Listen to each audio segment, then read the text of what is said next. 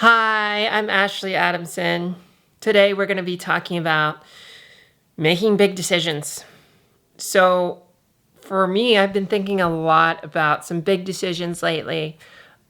Just to give you some context, to give you a framework for how I'm thinking about things and some of the things that I'm thinking about, so you can think about how I think about things and how you can think about things, because I've made a lot of big decisions. I've moved countries several times, I've changed careers several times, and I've transitioned.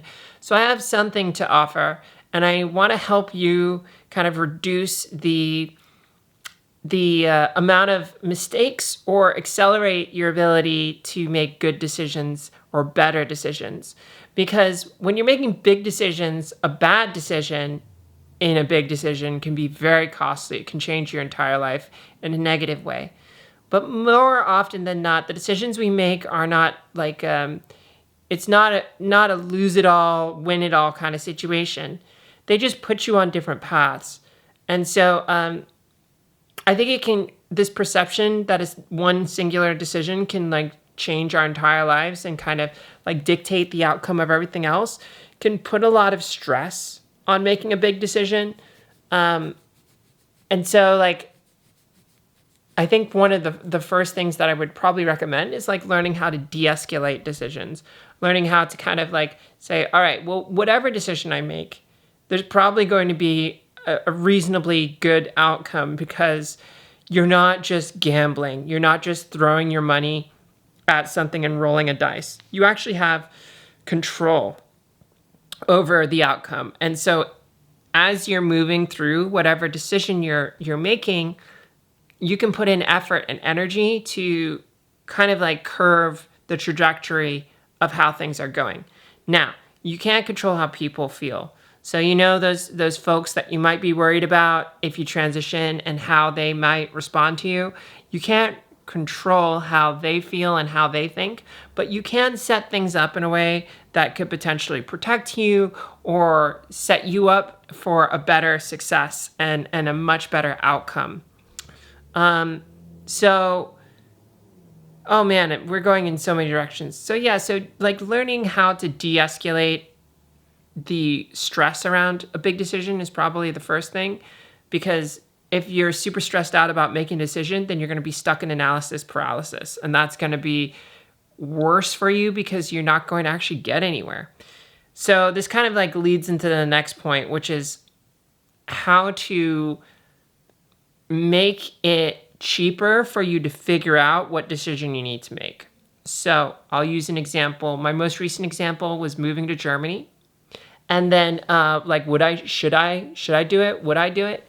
And ultimately it was something I was able to answer by spending a month living in Germany, in Berlin, and seeing how it was. And then saying, you know what? I could really like dig this. Why not do it?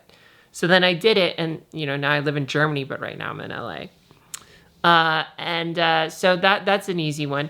As far as my transition, that one was kind of like a longer kind of like thing. Like it took me 2 years of just kind of like trying on dresses, trying on makeup, seeing where I felt on the gender spectrum, identifying as non-binary, and just continuing to be like, okay, checking in with myself. How does this feel? How am I feeling about this? Does this feel authentic? What's real to me? But at some point, when my partner at the time asked me, people are using she, her pronouns on you. How do you feel about that? And I said, you know what? That feels right. That, to me, was my moment where I said, oh, okay. Yeah, I have to come to terms with the fact that I'm afraid of even admitting to myself that I'm a woman, because of all of the baggage that I perceive involved with accepting that, because suddenly I had to acknowledge that the body wasn't what I wanted, and that I would have to change that, and then I would have to face all of these other frictions that would happen because I was a non-passing woman. Now, the case is a little different. I've gone through several surgeries, and the results that I've gotten have been great, so I'm super happy about that. But making that decision at the beginning was really, really hard. And the way that I was able to kind of de-risk it for me is I do it in secret at first, and I would take small clothing items and dress them up and see how I felt, and then eventually worked up the courage to going out and seeing what that was like and seeing how other people treated me. And eventually it arrived to that point where I said, okay, this is me. This is my authentic self. And I wonder where you've been on that that journey, like what that experience has been like for you in figuring out how to make the big decisions in your life, whether it's to transition or not. We all have to make big decisions. And so when we approach them, it can be really, really frightening with this analysis paralysis and kind of like seeing these big decisions as kind of like this super important thing. But if we can start to learn how to de-escalate the decision and say, you know what, I'm going to make a good decision regardless of what information I have, and whatever the outcome will be, it'll probably be good.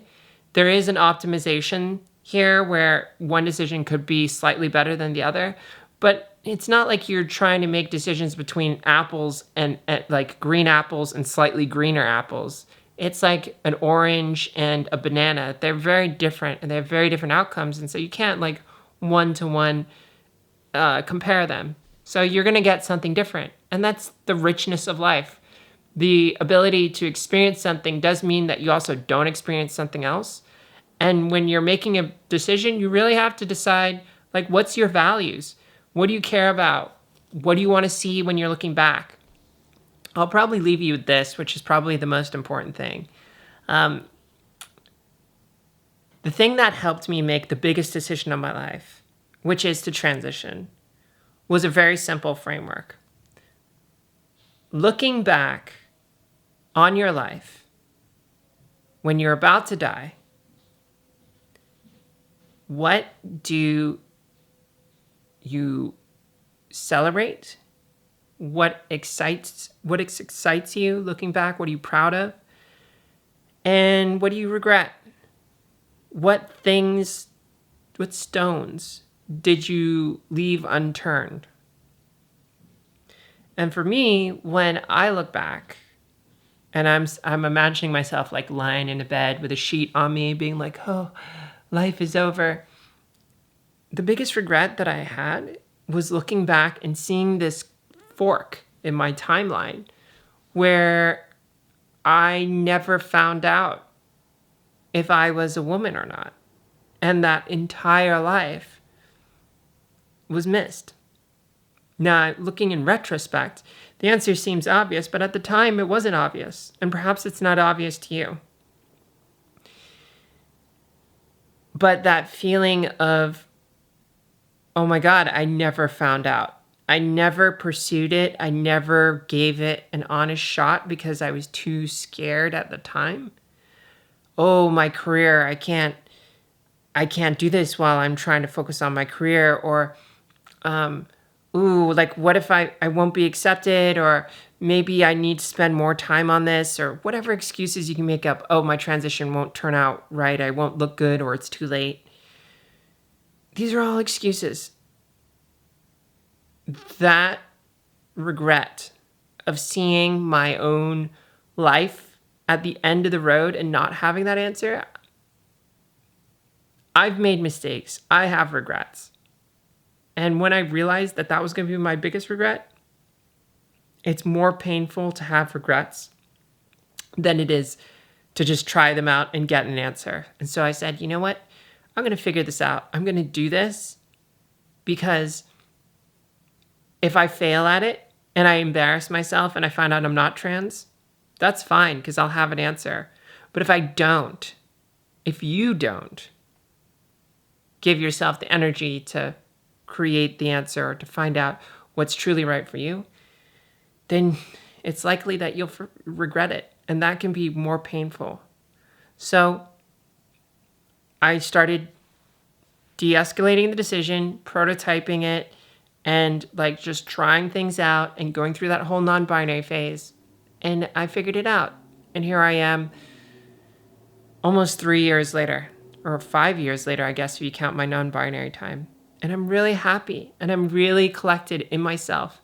I saw some friends recently who saw me when I was beginning my transition, and I completely forgot about this, but they said, you seemed so unsure at the time. You seemed so kind of insecure and unsure of yourself and not sure where you stood.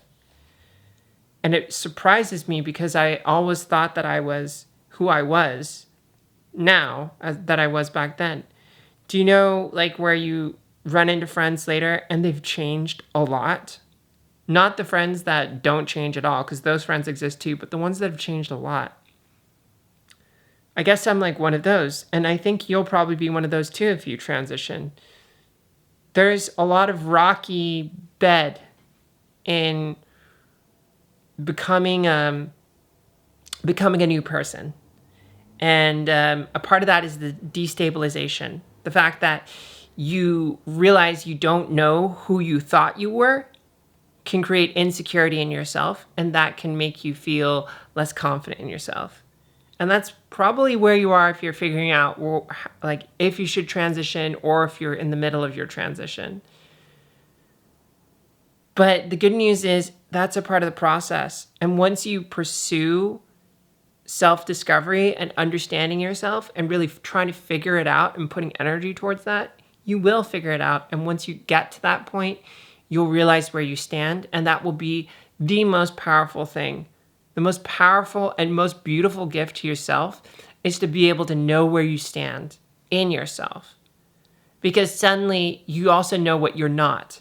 And when you know what you're not and what you are, you can then say yes to things and you can say no to things immediately, because you know deep within you what you need. And so this is kind of the hidden last big decision tip is, once you step into knowing who you are and knowing what you want, and you've developed and you've harnessed this ability, you can make big decisions pretty quickly. To just give you an example, in the past 2 years, I've moved to 2 different cities. I've started a new job, and I've started building 2 different businesses. And had to make new friends, I changed my sexuality. What else did I do? I got 2 surgeries, and I'm sure there's other stuff in there too. And the reason why I'm just saying that is because I made a lot of big decisions. I did a lot of change, and I did it really fast. And people tell me this all the time, and I'm like, what are you talking about? I didn't do it fast. I just did the thing. But to other people who don't know themselves as well, it's hard to make decisions and follow through on them. So I'll just say that when you know yourself, you have the gift of making big decisions pretty easily.